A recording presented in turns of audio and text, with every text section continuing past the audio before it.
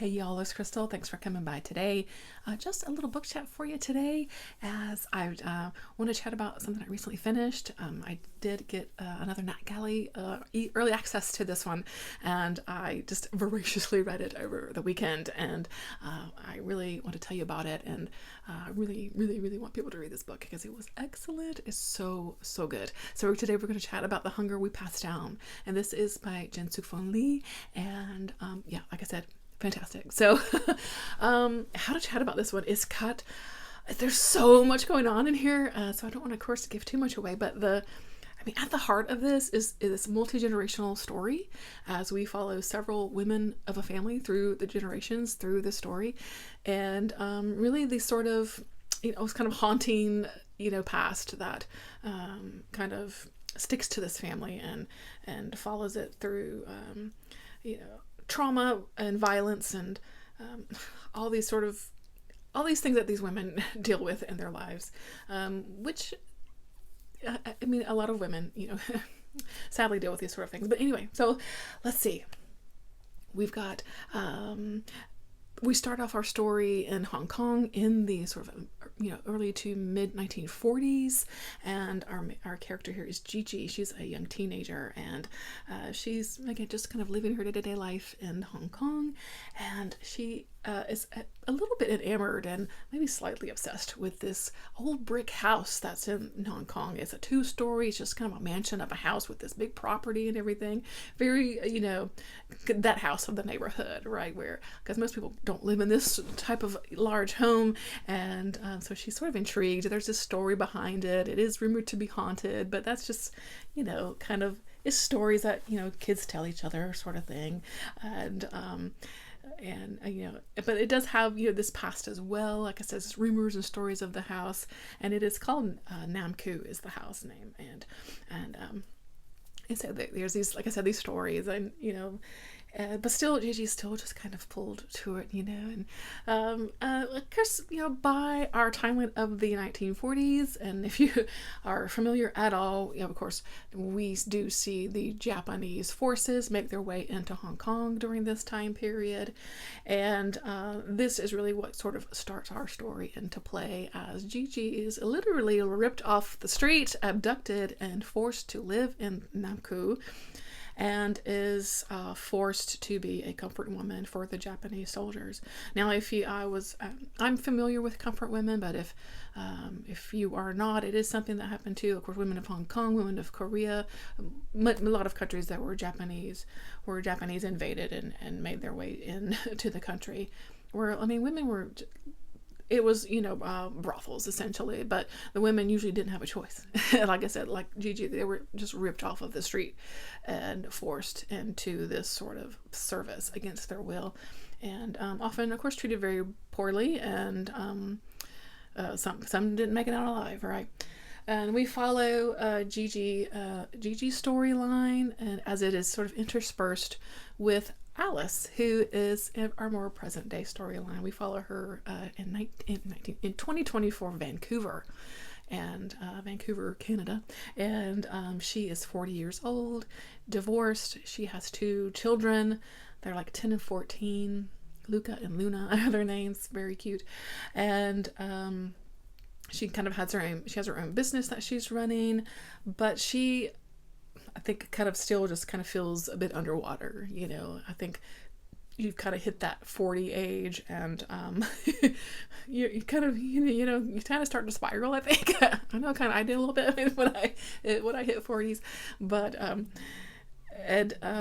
as she's doing this, she's starting to drink more and things like that, and odd things are starting to happen in her house, and at one point, we get to a point where the chores around her house are just sort of miraculously done. And she's like, did I get so drunk that I don't remember mopping the floor, or, making my kids lunch, packing these orders to go out, for her business? And, but she's just, what is going on? Like, she's not fully sort of present in her life, but perhaps, like I said, there's something going on. So we go backwards and forwards, a lot of time with Gigi, a lot of time with Alice, and then as our story progresses, we meet some of her other relatives. So like I said, multi-generational story as we meet Gigi, as we meet Gigi's daughter, and was Betty, I think, right? And then Betty, whose daughter is Judy, I think, and then Judy, who is Alice's mom, right? And then, of course, Alice has her own daughter, Luna. And as we see them through the years, as Betty eventually, leaves Hong Kong and comes to Vancouver, so that's how this family has made roots in Vancouver, and started. So again, there's stories of running away from. Not running away, but like sort of leaving your homeland, trying to find something, new and different and better, and then better not always being what you find on the other end of that. And again, along with that, coming this, like I said, this sort of haunting that we are getting, that we are learning about through these women's stories.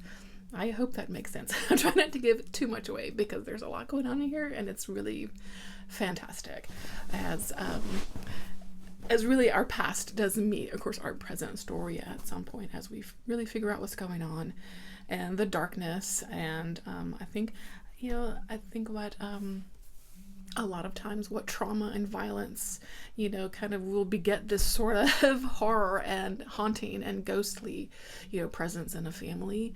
I think that is explored beautifully here and tragically, and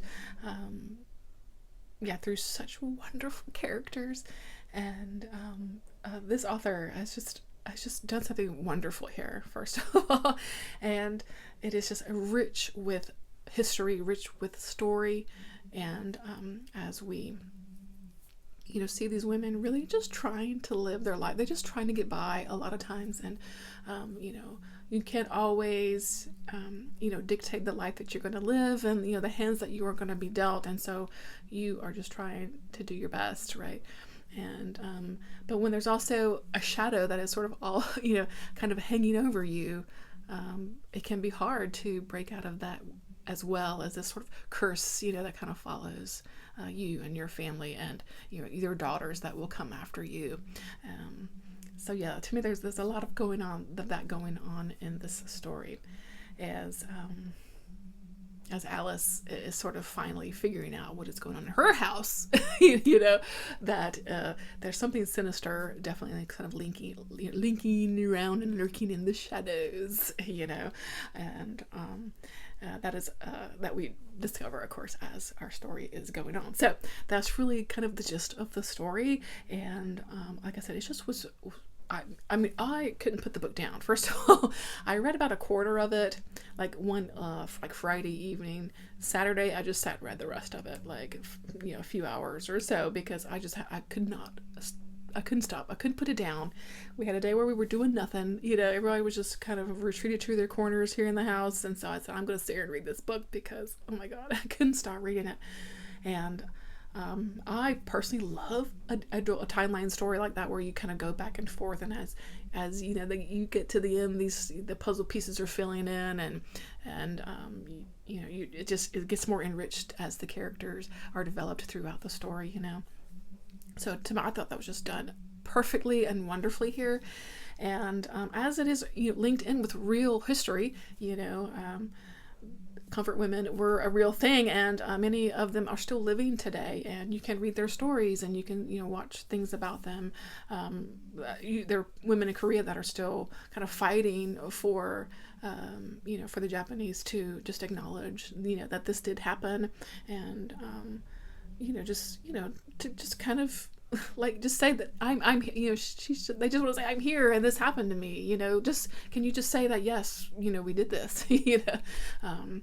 So I would highly recommend going to researching more of that, because I think that's a really dark part of our sort of global history, world history that a lot of people aren't familiar with. I definitely didn't know about it until more recently, more recent times of my life, maybe 15-ish, 20 years ago or so. I remember first hearing about it, and I was just aghast, and, but anyway, And what I also loved is this inclusion of Nam Koo. The Nam Koo Terrace is actually a real house, which I also didn't know.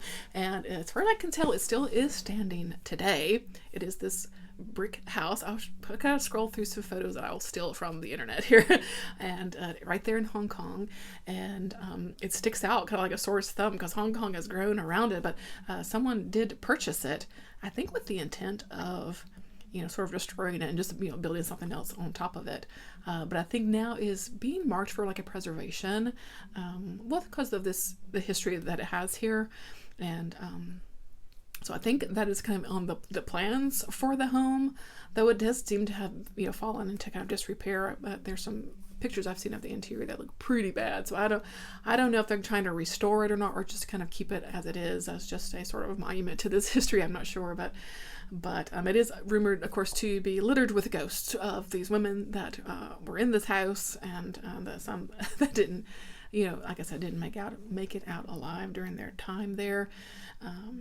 But I thought that was fascinating. I'd actually never heard of this haunted house before.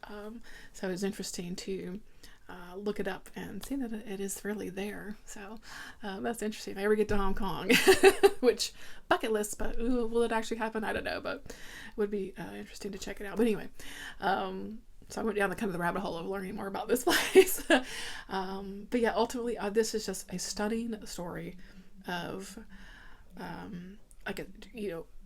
a family, being sort of, haunted by their own past and the tragedies that, kind of fell on them throughout history, some of their own making, some of not. And, women, forced into a certain role sometimes, oftentimes, a lot of times, leading, supposed to lead the life that someone else wants for you. That ultimately, I think, kind of sparks this sort of familial curse, right? So hopefully that sounds interesting to you, because again, I can't recommend it enough. It's stunning, beautiful, gorgeous. I loved it. Like I said, please read this book when it comes out.